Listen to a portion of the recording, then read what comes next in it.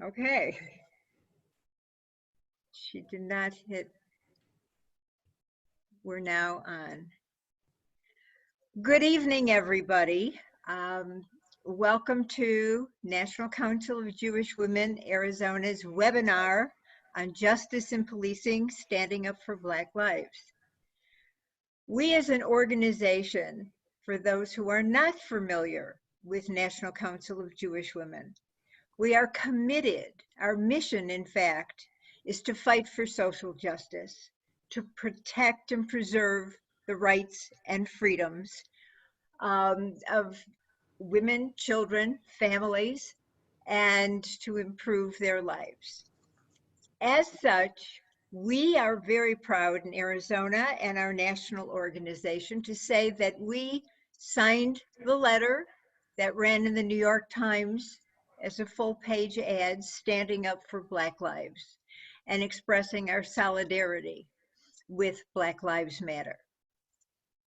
In addition, we, the Arizona section, have signed a letter demanding justice in the case of a Phoenix resident, Muhammad Muhammad Jr., who was a victim of police brutality. So we have very actively been in the forefront. And as an organization, we strongly support and are advocating on behalf of the George Floyd Justice and Policing Act, which is before Congress right now. That's why we decided to devote tonight's program to the issue, particularly as it relates to our hometown and the metro area of Phoenix. But before we get into tonight's discussion, I would be very remiss if I did not point out another significant news story that broke very recently, within the last 24 hours or so, about the forced sterilization of women detainees in a camp in Georgia by Homeland Security. This is reminiscent of the kind of eugenics that was practiced in this country early in the 19th century, reminiscent of actions that gave Adolf Hitler his playbook on eugenics, and in fact, reminiscent of what happened to Latina women in the state of California between 1969 and 1973. So the fact that this currently is part of our administration's policy is such an atrocity that I want to urge everybody to contact your representatives, to contact senators here, to contact lawmakers across the country, to say that this is an inhuman practice and that it must stop. Law enforcement abuse, regardless of the agency, is such a pressing topic right now, and it needs to be stopped. So as we move into this evening's topic, I would like to say that, interestingly, it is particularly timely because only today a settlement was announced in the Breonna Taylor family's suit against the city of Louisville. It was a $12 million cash settlement, but for her wrongful death. She was killed during a no-knock search warrant execution in the middle of the night. She was shot in her own apartment. Subsequently, a law was passed, Breonna's Law, which forbids no-knock search warrants. But one of the conditions for this settlement demanded by her family was police reform and police accountability. And so there were several stages laid out by the mayor of Louisville as he announced this. And there will be hopefully more transparency in that city. Similarly, last week, the New York Attorney General announced that she is impaneling a grand jury to investigate the death of Daniel Prude. Mr. Prude was a mentally ill man who was suffering through a mental illness seizure, related seizure, when his family called law enforcement to intervene and help subdue him. Mr. Prude became aggressive. The police put a spit sock, as they call it, over his head so he would not spit at them, and he suffocated in that. He was brain dead upon arrival at the hospital, and he died a week later. So that now is being investigated. As we come closer to home, Phoenix has, in the last few years, attempted to address what has been the country's worst policing statistics. Phoenix police shot more people in 2018 than police in New York City, a city with 7 million more residents. This is being addressed according to Phoenix Police Chief Jerry Williams. But what we are looking at tonight are two cases that have not received the investigation and the adjudication that the circumstances call for. Interesting enough, one case predates George Floyd by nearly 3.5 years, or over 3 years. January 4th, 2017, Muhammad Muhaimin Jr., who suffered from schizophrenia and post-traumatic stress disorder and was temporarily homeless, though he did have a close, loving family. But due to his mental illnesses, he was homeless. He had a service dog with him, a Chihuahua named Chica, and he attempted to use a public restroom in a park on Indian School and I believe 51st Avenue. The park attendant would not allow him into the restroom with his dog. He tried to explain it was a service dog, and certainly as a Chihuahua, it was not menacing or threatening. Somebody heard the altercation and called the police. What ensued in the aftermath, even though the park attendant claimed there had been no violent altercation, is that the police discovered there was an outstanding warrant for Muhammad. It was a misdemeanor warrant for possession of a marijuana pipe. Nevertheless, they cuffed him, they attempted to arrest him, they made him drop his service dog out of his arms. When he kept saying, "What's happening here? What's going on?" He, of course, demanded answers and attempted to resist, understandably.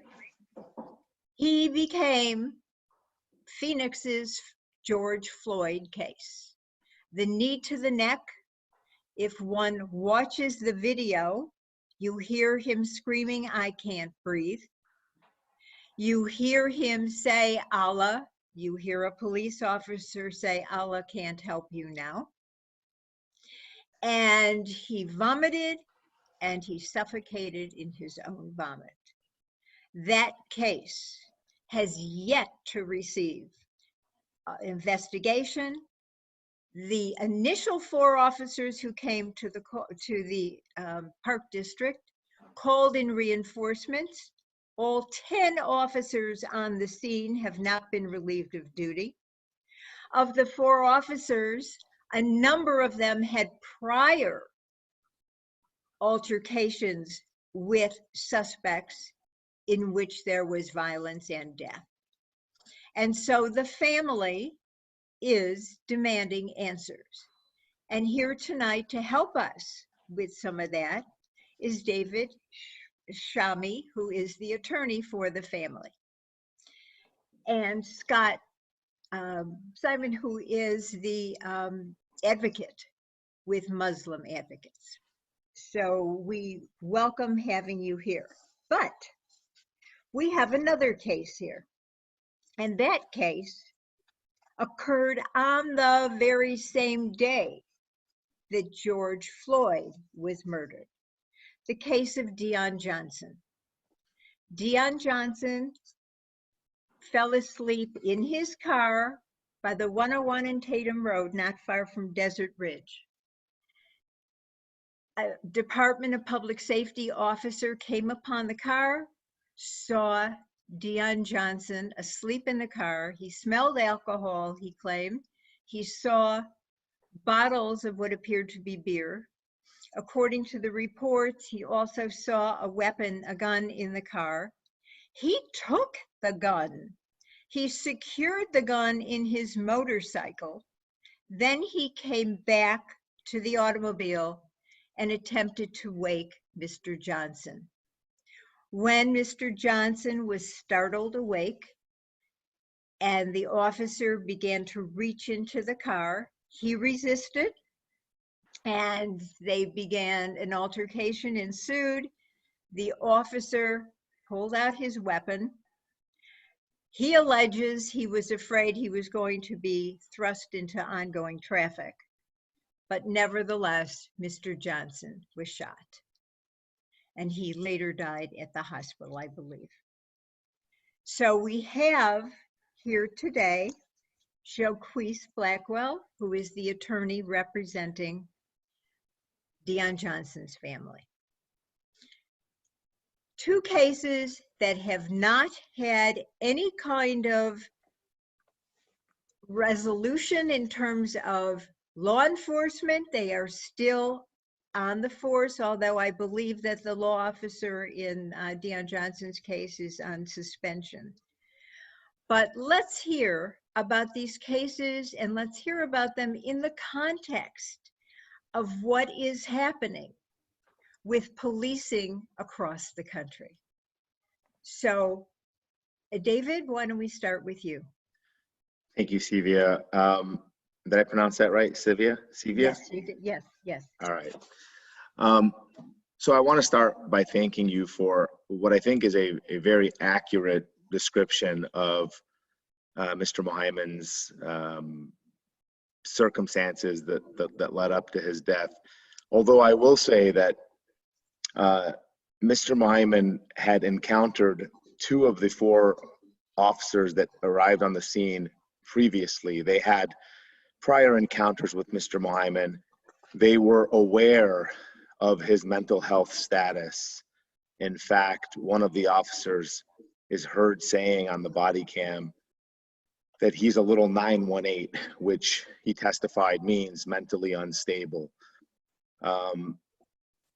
They had known him to be someone who had never been violent with them in the past. They've had prior encounters. And in fact, the body cam footage clearly demonstrates Mr. Mohaimen acting in a very calm manner. He speaks very respectfully to the police officers. He calls them officer. He says, sir. He raises his shirt to show them that he doesn't have any weapons on him very early on in the encounter. In fact, multiple officers testified that the type of resistance that Mr. Mohaimen engaged in is called passive resistance, which means he didn't make any aggressive moves towards the officers at any point in time, either at the beginning or at the end when he died. At no point in time did he kick, punch, spit, swear at any of these officers. Even the decision to arrest seems a bit nefarious because Some of the officers even questioned the decision to arrest while Mr. Mohaiman was in the bathroom. When they finally allowed him into the bathroom, one of the officers was like, really? I mean, we're gonna arrest him and transport him? Because someone like me, if there was an outstanding warrant for the misdemeanor failure to appear, they would say, hey, David, you've got this outstanding thing. Maybe you should head over to Mesa and take care of it. You probably missed the date, forgot about it. Of course, the officer's intentions are very clear on their body cam footage while they're talking to the community center manager. They're figuring out a way to prevent Mr. Mohaiman from coming back to the center. They're instructing the manager on how they can ban him from the center, even though they learned that the alleged assault had not occurred, even though they knew that there was no claim that Mr. Mohaiman had done anything wrong on that day. The little chihuahua that he was holding is on the video. He doesn't bark or snip at anybody. He's being held under Mr. Mohaiman's arm. He's being described by Mr. Mohaiman to the community center manager. You know this dog. He's like one of those Hollywood dogs. He's so obedient. He listens. He listens to my commands. And the manager says, I don't care if the police tried to bring a dog in here. They couldn't bring a dog in here. You can't bring your dog in here. And then they ask him for service dog papers, which is also against the law. You can't ask somebody for their service dog, for their papers. They're not required to have papers. Unfortunately, and when they finally let him into the bathroom, the officer says, we know that's not a service dog. It was a service dog. Mr. Mohaiman was being treated at Teros for his mental health condition. That dog was recognized by his mental health professionals as a dog that Mr. Mohaiman needed to deal with his schizophrenia. And that dog was effective. It was, and you can hear Mr. Mohaiman when they knocked, and they knocked the dog out of his hand with the baton. They pried it free. The dog can be heard yelping as it falls to the ground. And then as he's being manhandled by police, Mr. Mohaiman can be heard on the audio saying, officer, that's my child. That's my child, officer. He was worried about the dog. Even though he was being manhandled, he was worried about his dog. And, after they subdue him and they cuff him, they take him out to the front of the car. And then they decide inexplicably to search him, even though he had already raised his shirt and showed them he didn't have anything on him. And then with brute force, 2 officers raise his arms, which are cuffed behind his back, and they take his cuffed arms over his head. I mean, a move that a normal human being cannot perform. And he can be heard screaming in pain. And then because of this act, and as one of the officers is doing it, he swears at Mr. Mohaiman. And he calls him a mother effer. He raises his arms. They raise his arms over his head. And by the way, the officers testified that Mr. Mohaiman did this on his own. Took his cuffed arms over his head, and he did it while they, from behind, attempted to keep his arms down, which it would be impossible for Mr. Mohaiman to take his cuffed arms behind his back over his head on his own, much less with 2 large officers trying to resist him keep him from doing that. Nevertheless, this forced them to take him back to the ground. Mr. Mohaiman at all times is pleading for help. Please stop. Please help. Please help me. Initially, he screams that he can't breathe. Can I breathe? I can't breathe. And as this progresses, one of the officers can be seen with his knee on Mr. Mohaiman's neck. I mean, right at this area of his face, you can see that the officer is using one foot to push himself forward to try to subdue Mr. Mohaiman as he's yelling that he can't breathe. His yells become sobs, as this progresses. It's eerily similar to Mr. Floyd. The only difference is the type of video footage that we have is body cam rather than a bystander from 8 feet away so that you can see the clear picture. But Mr. Mohaiman is saying, not only I can't breathe, can I breathe? I can't breathe, but then he's asking for help. Please help me. Please help me. And he repeats that. and then, you know, in a sudden burst, he might say, please, I can't breathe, because, and they say, stop moving. I mean, they don't say stop resisting. They say stop moving.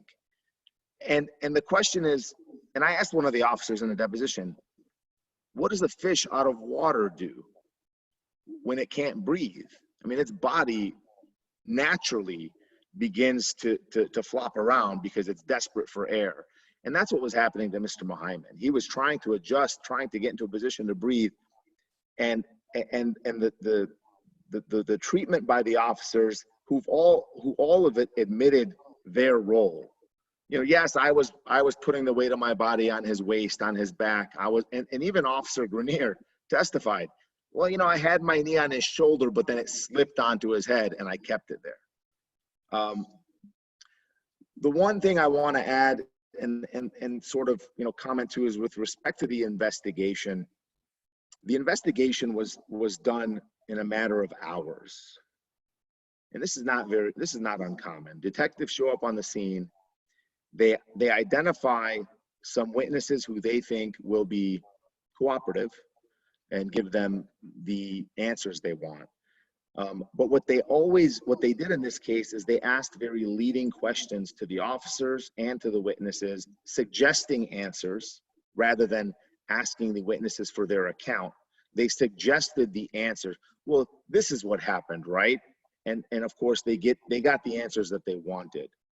I've subsequently deposed those witnesses that they relied on. Those witnesses have either recanted or further explained their testimony.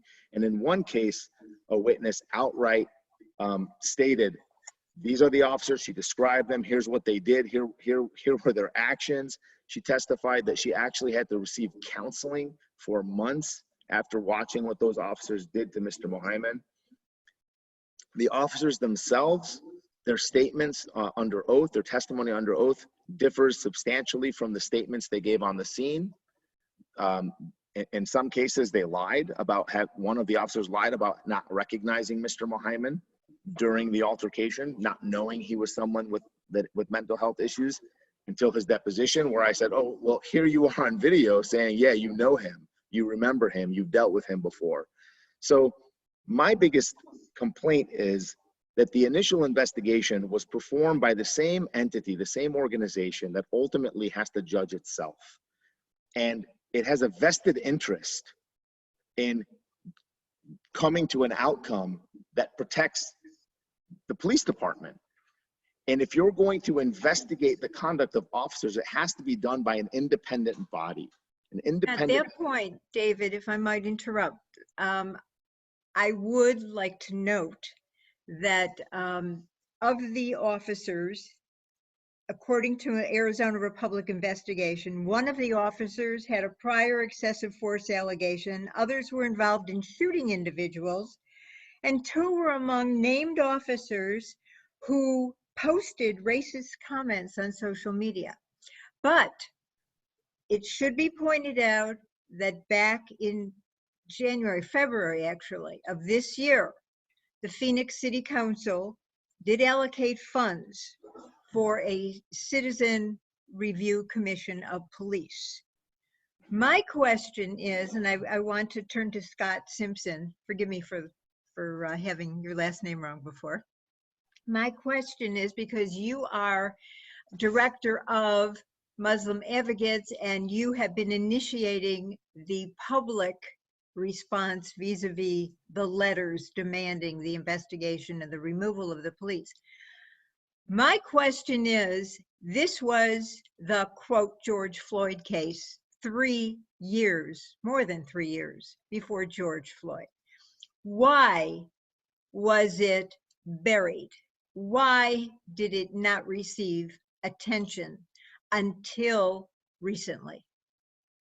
Yeah, so thank you so much, Sylvia, for having us on and for doing this really important panel. And I will say, I do want to just start with this, I'm in Washington, D.C., and, Muslim Advocates is a national civil rights group, and we work closely with NCJW, almost hand in glove. And I have to say, when we got this invitation, I felt I felt so much more confident in our chance to make a difference, because you are part of a very powerful sisterhood, with a reputation that's national, that the women of NCJW do not mess around, and you lead with your hearts and your minds, and you go after what's right. And I really appreciate that. And I just wanted to share that before.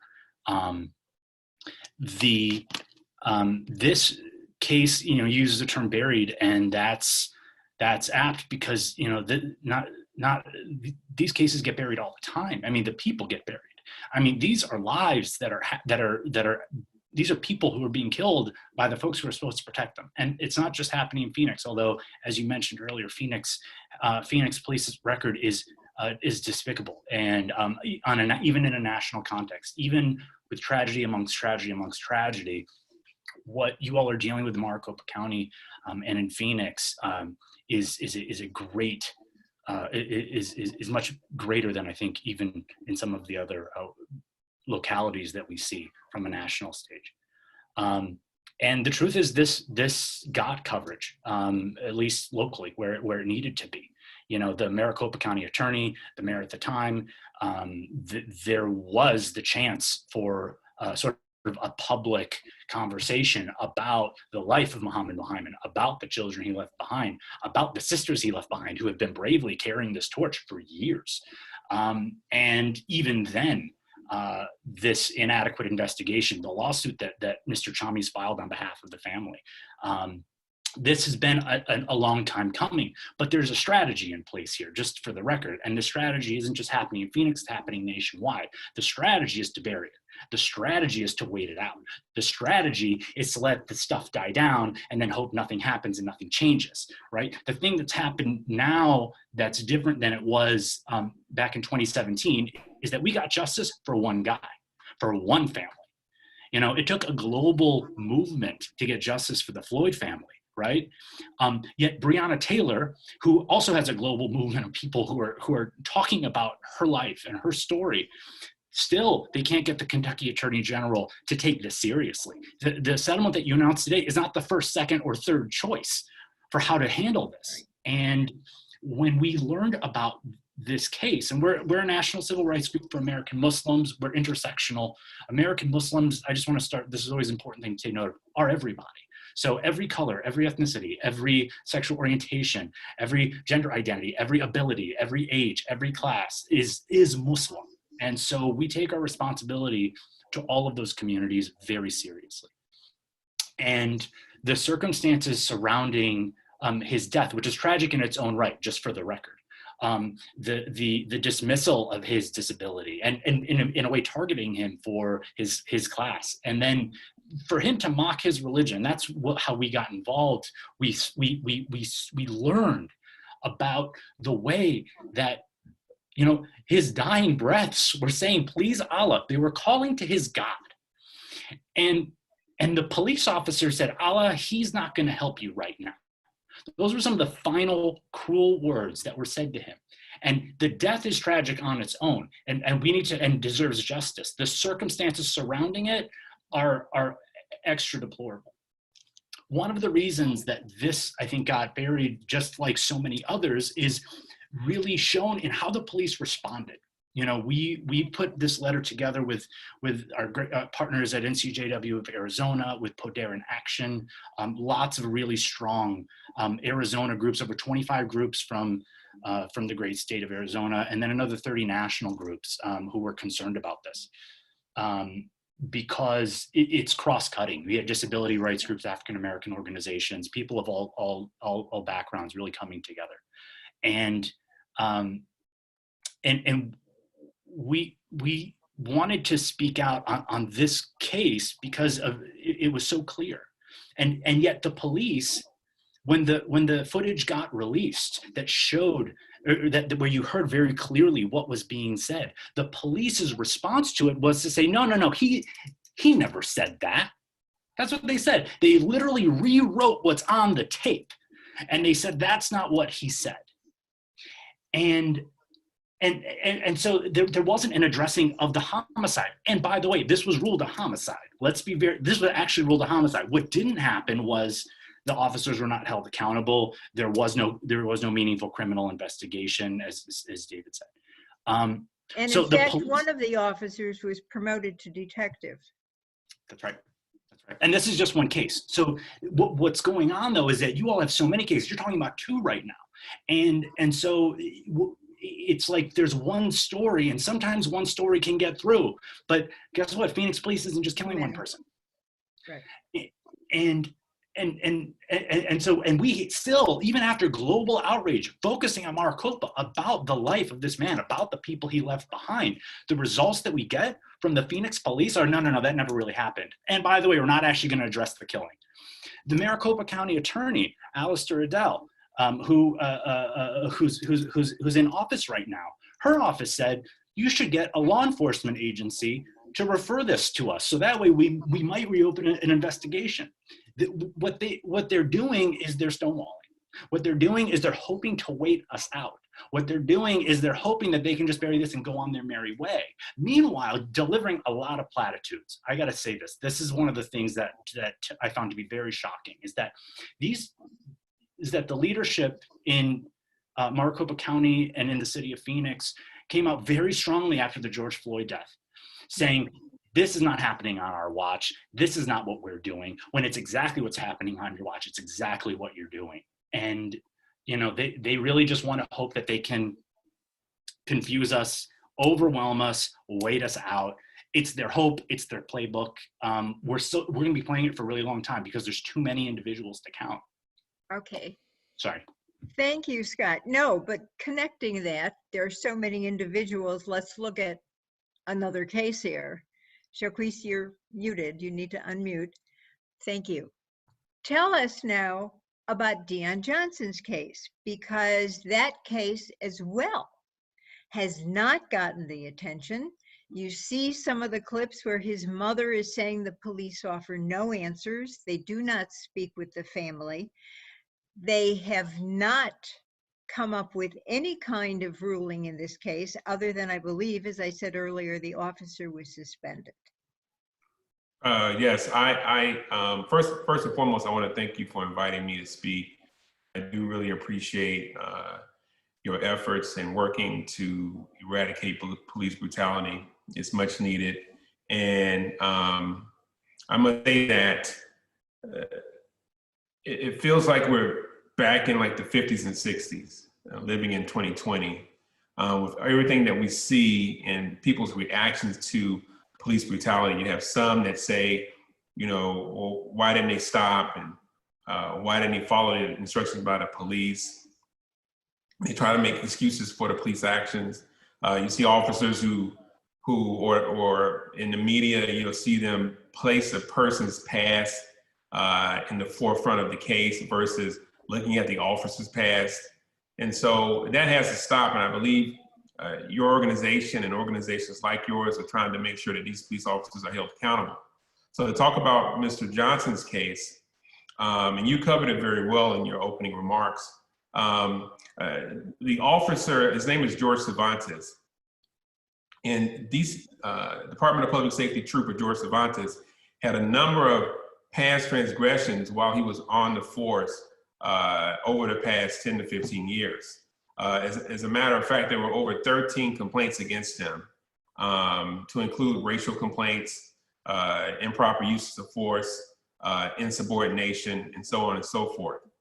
George Cervantes actually, at one point in time, tased his girlfriend's puppy with his service taser at least twice. And he wasn't fired for that. And you know how people feel about animals in this state, in this nation. Some people feel more about animals and give more love and credence to animals than they do to human beings. And this man wasn't even fired for that. And so when George Cervantes came upon Deon, as he said, was asleep. He was passed out drunk. And one of the things that George Cervantes said was that after he removed the weapon, he then saw that Deon was moving. And so he approached the vehicle, not from the passenger side or safer side, he approached it from the driver's side. And then when he did that, this altercation, he claims an altercation started to a point where he had to remove his service revolver. And then he said he was going to put his service revolver up because Mr. Mr. Johnson calmed down. And then he claims Mr. Johnson reached for his weapon, and then he had to shoot Dion. Dion lay on the ground for over 8 minutes, and he died at the hospital, as you said. There's been no accountability in this case as it pertains to what George Cervantes did. There was no body camera footage, so we don't have any camera footage of what happened when George Cervantes came in contact with Dion Johnson. What we have is a video that was taken by a Channel 3 reporter when he was filming the scene using the ADOT camera footage that they have access to. And so all we see is Dion on the ground suffering. We don't see what happened before. His personnel file is replete with transgressions, and he has not been fired. He's still on leave. He's still getting paid. That's not right. I believe he should be arrested. I believe he should be charged, and he should be convicted for the homicide he committed. And we're gonna do our best to bring justice for Dion. Thank you. I would like to point out at this stage here that one of our scheduled guests, who would have been a good lead-in for this part of the conversation, Armani Jackson, president of the NAACP Arizona statewide conference for youth and college students, unfortunately came onto the webinar as we were signing on, and she felt really ill. So we told her that it was ridiculous for her to participate feeling in ill health. So Armani, we hope you're listening. We hope you're feeling better. And we appreciate your willingness to participate. But that segues to the important part of this webinar, which is how do we stop this? How do we get accountability? We have a city council in Phoenix, as I said earlier, passed the Civilian Review Board. Police chief in Phoenix has advocated and promoted training for officers. There is an effort, at least articulated, to put an end to this. What does the public do? How do we move forward?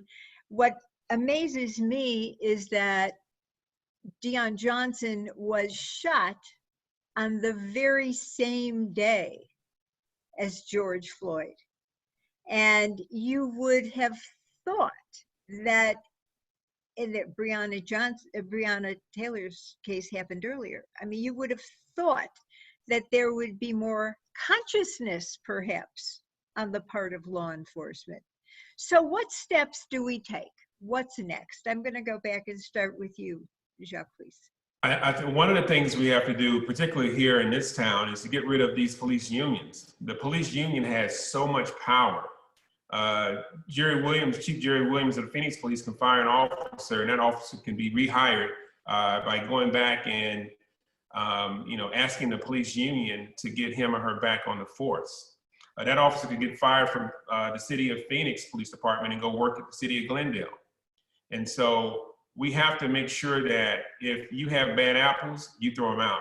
I don't put bad apples into my refrigerator, and we shouldn't have bad apples on our force. And all you have to do is go through and comb through their records. They keep copious records on these officers, and get rid of the bad officers.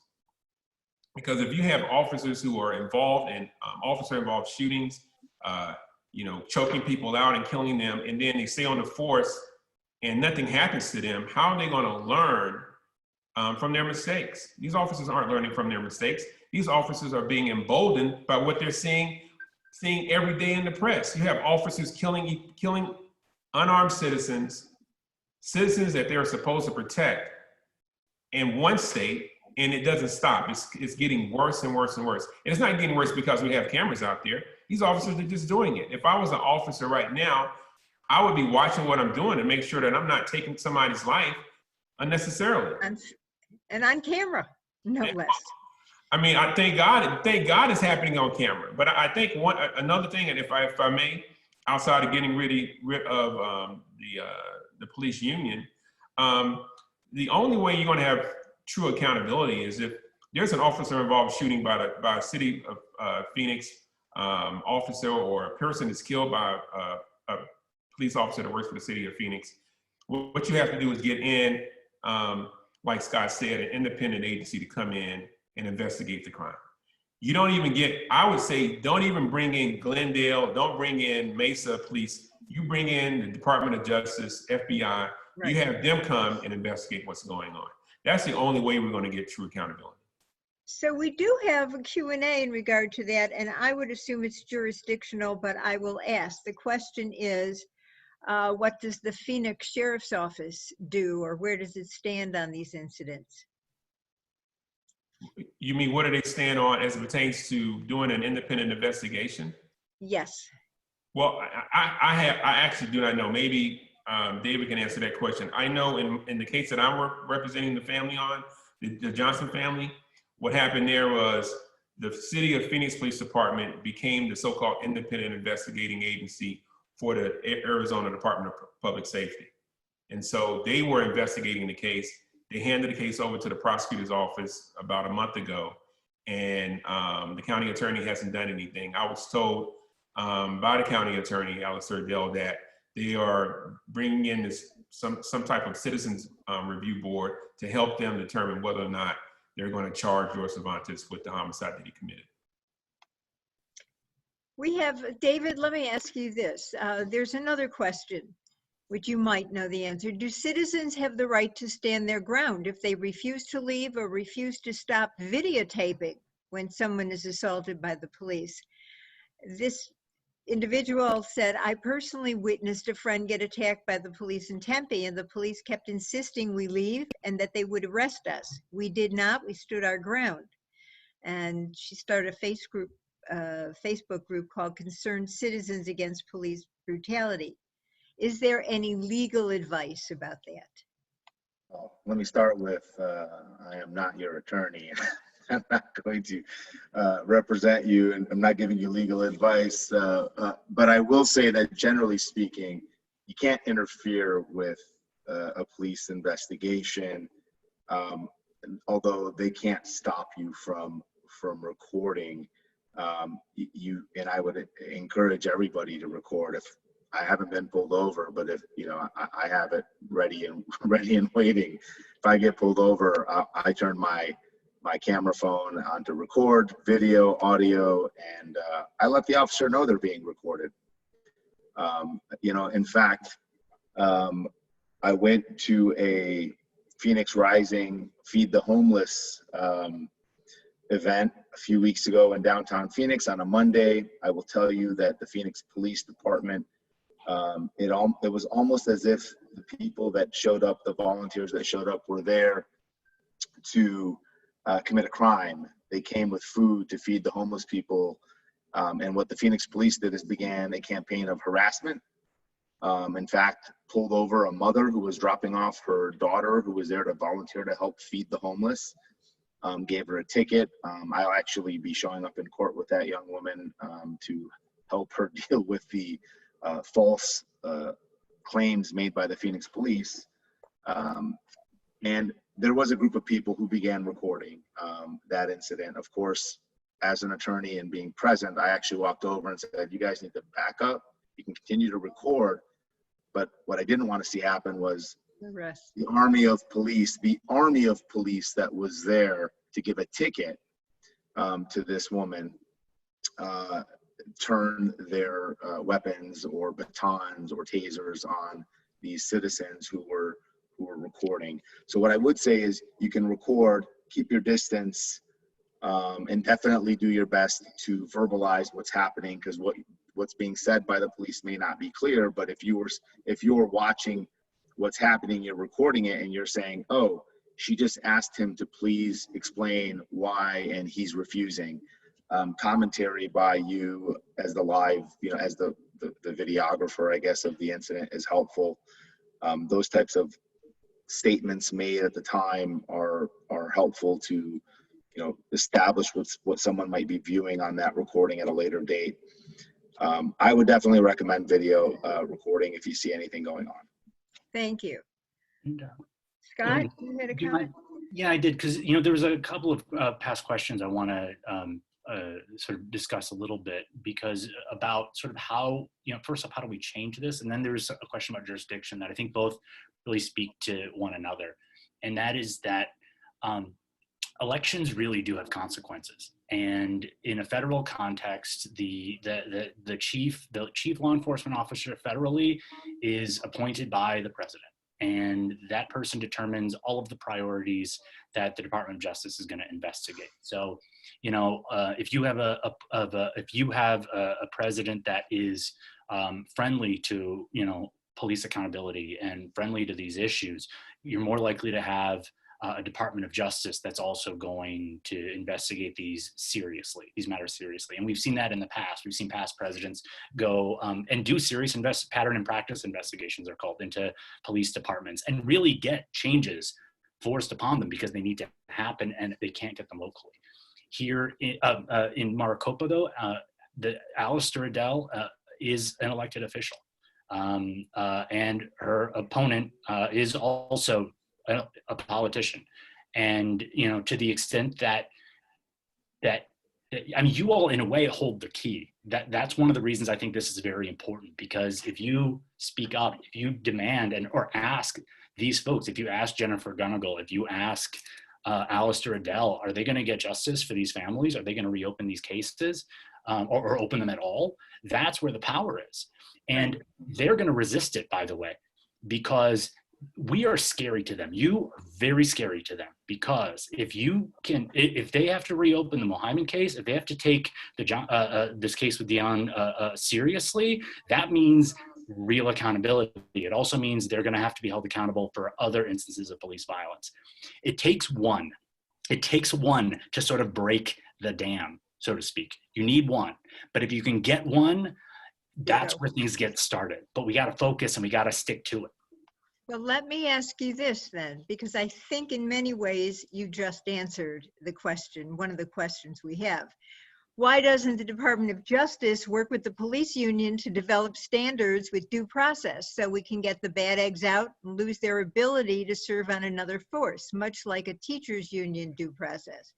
I think in many ways you just answered that if one looks at the current Department of Justice, but I'll let somebody answer.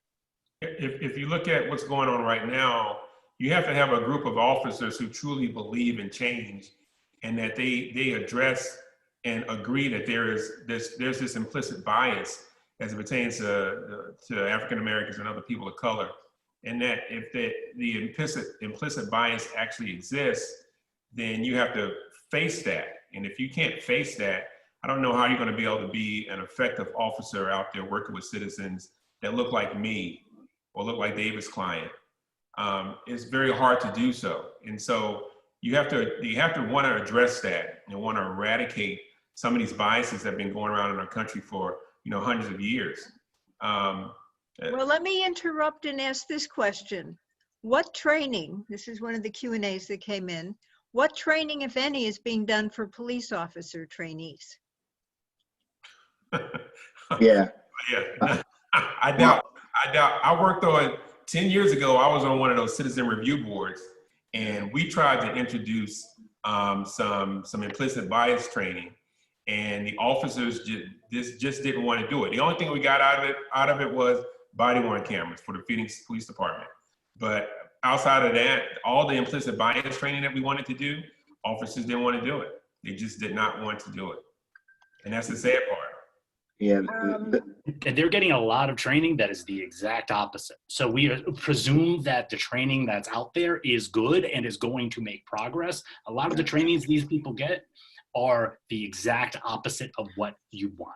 If you really think about, Silvio, if you really think about Sheriff Joe and SB 1070, which wasn't that long ago, I mean, they were literally being trained on profiling. I mean, profiling people based on their ethnicity, their race. And so to claim or to state that somehow that we can rely on the training police officers are getting, who decides that, what that training consists of? I mean, I can't even get a copy of the module that they were, I get a list of the training they took, but I don't know, even in my lawsuit, can't identify what the actual training was. And the officers will tell you, I don't even remember what was in that class. Right. And that's literally the answers to the questions I got about what that training consisted of. If I may, Sean King once said, the system, people say that the system is broken, but this criminal justice system isn't broken. It's working the way it's supposed to. The criminal justice system has to be dismantled, and then we can have change. Okay, so let me ask you this, because that is a question that we just received. We don't elect our police chiefs, says the questionnaire. How do we then dismantle the culture of overuse of force and lack of accountability within these departments? Well, No, I would start by saying, and I'll pass the baton here really quickly. I would start by saying there's two things that I think are critical. Number one, the level of education that's required to become a police officer is, I mean, a high school degree. And so you're hiring people who have failed to take the, what we all expect of our children. I think most people expect of their children. You go to college, you get a degree. Now, a bachelor's isn't enough, right? I'm telling my daughters, you got to think about postgraduate. And we have people with high school degrees, and we give them a gun and a couple, it takes more time to get a beauty school certificate license than it does to become a police officer. You need more training to do hair than you do to carry a gun and patrol the citizens and make decisions about life and death. So number one, it's education, and these officers should have to have a college degree. And number two, the officers should live in the communities that they serve, because if you don't have respect and compassion for the people you live with, then I can't help you, right? But they're more likely to be compassionate and understanding about your neighbors than you are about just some city I come into that I think of, and I'll use the word shithole city the way Trump said shithole country. But if you think about the people in that city that I don't live in, I just have to go to work there. If you don't have respect for the people and don't believe they deserve dignity and respect, then you're more likely to view them as less than and treat them as less than. And that's exactly what happened to Deion Johnson. That's exactly what happened to Mohammed Lyman. So we have, Scott, all right, because I much. have other questions here. Go ahead.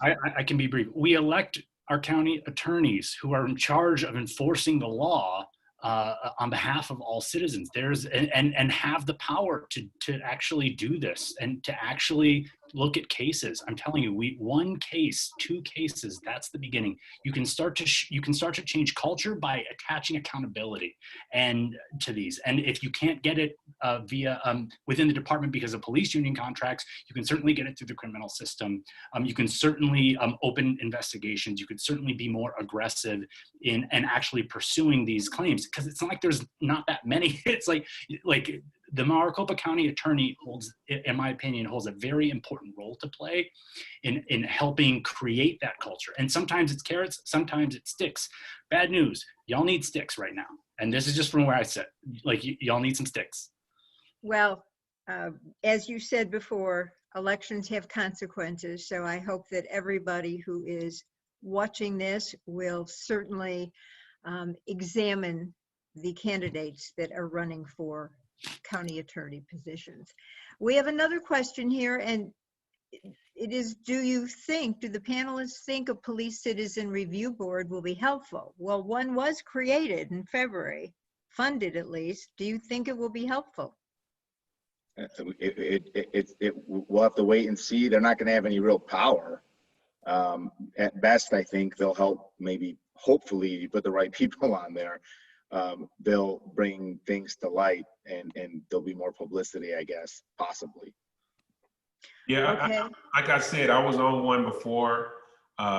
We wanted to show a video entitled Color of Change, where an individual went to the Midwest. He got a group of people together to talk about race and race relations and implicit bias. There was a group of officers who watched the video, and they just said point blank, we can't do that. We're not going to do it. And so they weren't able to convince their own officers. The upper cadre wasn't able to convince their own officers that this was important enough for them to watch, to address the issues of implicit bias and systemic oppression and racism amongst the police force. I mean, like you said earlier, Siva, that there are officers who are putting on their own social media posts racist and homophobic posts and texts, and they still work on the force. They should create, like the chief of police or the county attorney should create basically a no testifying list where these officers can't even testify in cases if they're found to be individuals who are posting those types of texts. Why would I want, if I'm a county attorney or a chief of police, why would I want an officer like that on my force? And why would I, as a county attorney, want that officer to testify in a case where they may have a problem with the defendant? You know, if we're about justice, we should be about true justice and true change and try to eradicate these problems that we already have, that we know about.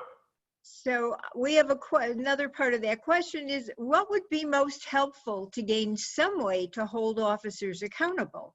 And I'd like to also note that we also had another comment come in, which was Camden Police Department, New Jersey, made some very successful changes. So in looking at that model and asking the question, how can we, what ways do you foresee would allow for police accountability? I mean, you got to get rid of qualified immunity. One of the things you can do. Just get rid of it, eradicate it for officers.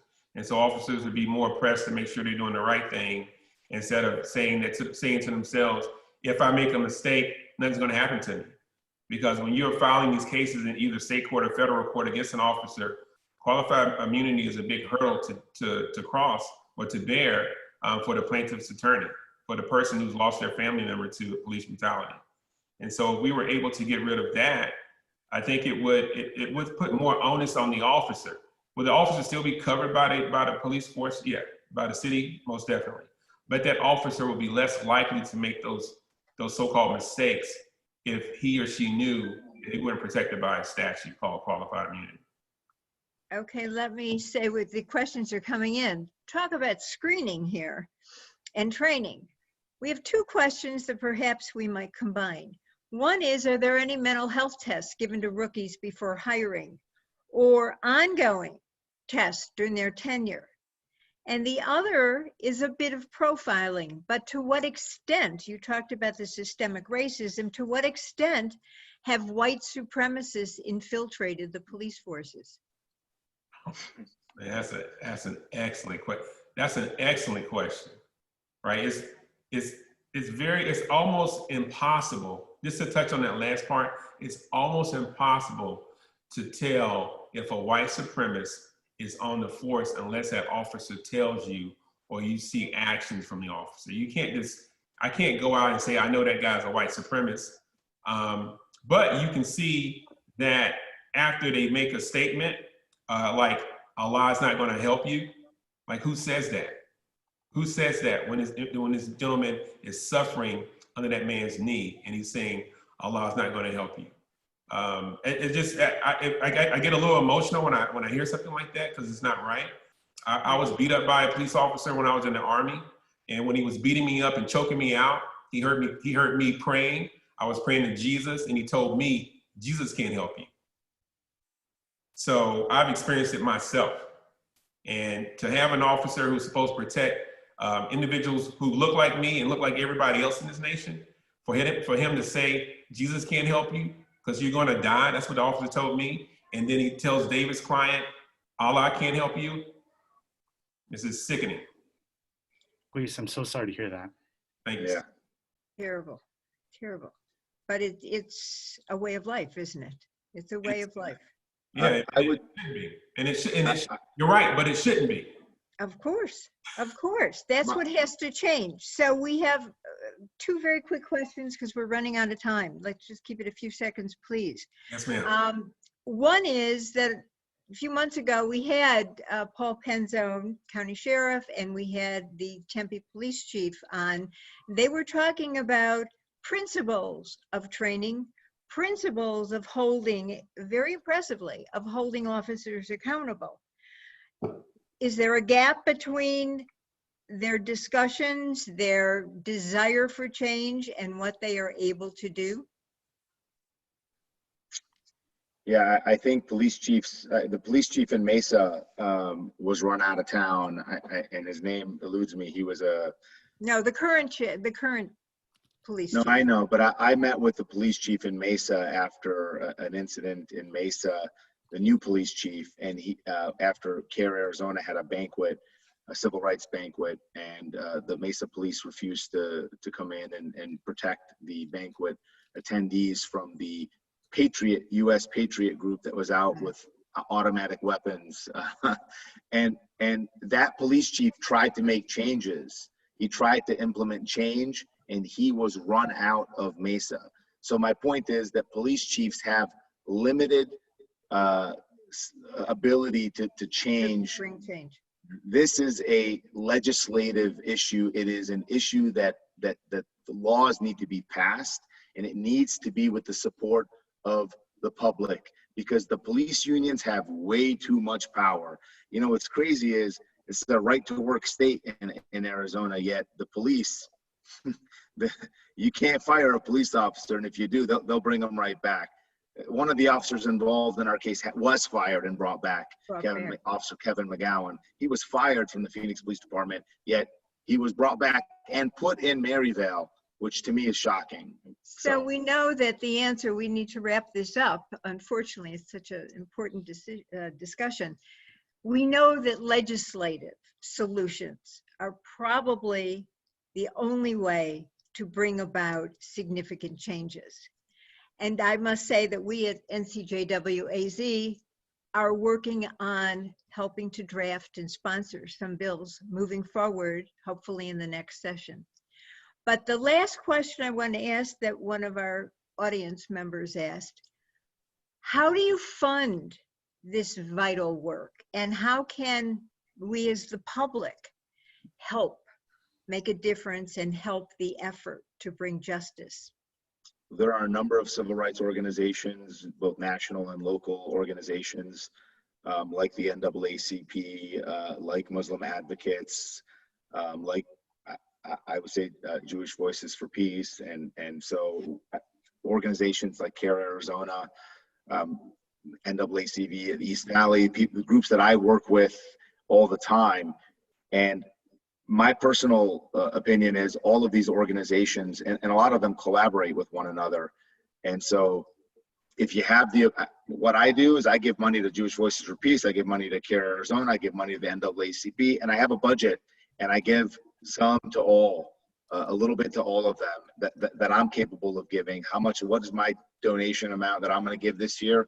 And I give it to those civil rights organizations because I know that the work they do is vital, and I would advise that we do the same, that everyone does the same. And don't forget NCJW of Arizona. Of course. Thank you. We're partners on all of that. I want to thank you so much for participating in this discussion. It is so vital. It is so significant. We want to thank everybody who has been viewing this, whether live streaming on Facebook or on the webpage on Zoom. Thank you for participating. The discussion will remain recorded on Facebook if you want to tell people who could not attend. We thank you for telling us what is going on, for giving us some insights behind the scenes, and for the vital work that you are doing. And we encourage everybody to be an advocate in the fight for justice and justice in policing. Thank you, everybody, and good night. Thank you. Thank you. Thank you. Thank you, everybody. Thank you so much. Have a good night.